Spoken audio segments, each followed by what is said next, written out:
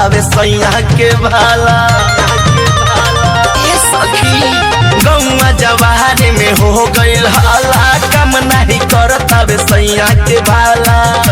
घटना घट गईल बाटे जोरीदार रे सखी, घटना घट गईल बाटे जोरदार रे सखी।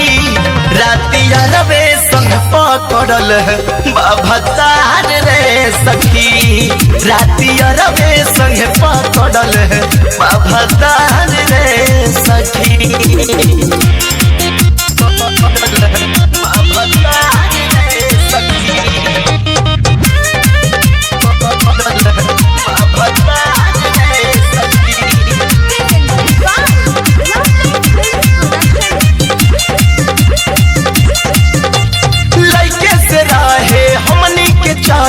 सैया के हो गईल साकरे, अचके में आके धैले कलाई, करे करे जधा कधा करे, करे करे जधा कधा।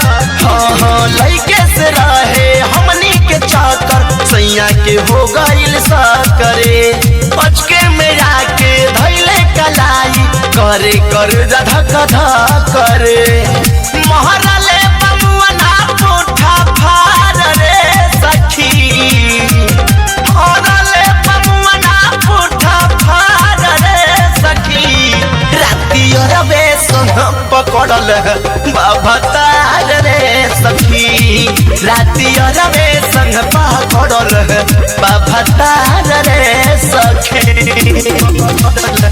बाभतार रे सखी।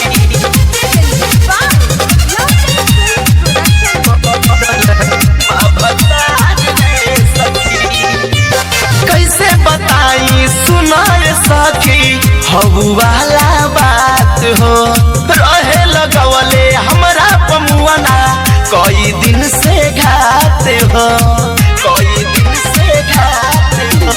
कैसे बताई सुनाए सखी हबू वाला बात हो, रहे लगवले हमरा पमुआना कई दिन से घात हो। सुख रह गईल मोरे आचार रे सखी, सुख रह गईल मोरे आचार रे सखी। रातिया रवे संगे पकड़ल बाभतार रे सखी, रातिया रवे संगे पकड़ल बाभतार रे सखी। सुना तारू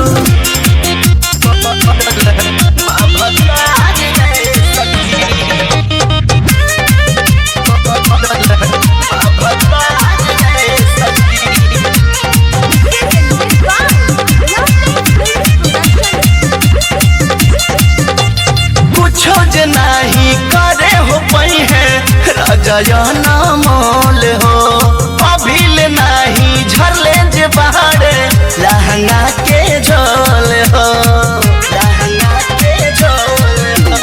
कुछ जे नहीं करे हो पई है दिन सना मोल हो, अभिल नहीं झरले जे बहारे लहंगा के झोल हो। कहर धाम बाबू हमसे प्यार रे सखी, हम धाम बाबू मोर यार रे सखी। रात उनके चलते पकड़ल है बाभतार रे सखी, रातिया रवे संग पकड़ल है बाभतार रे सखी।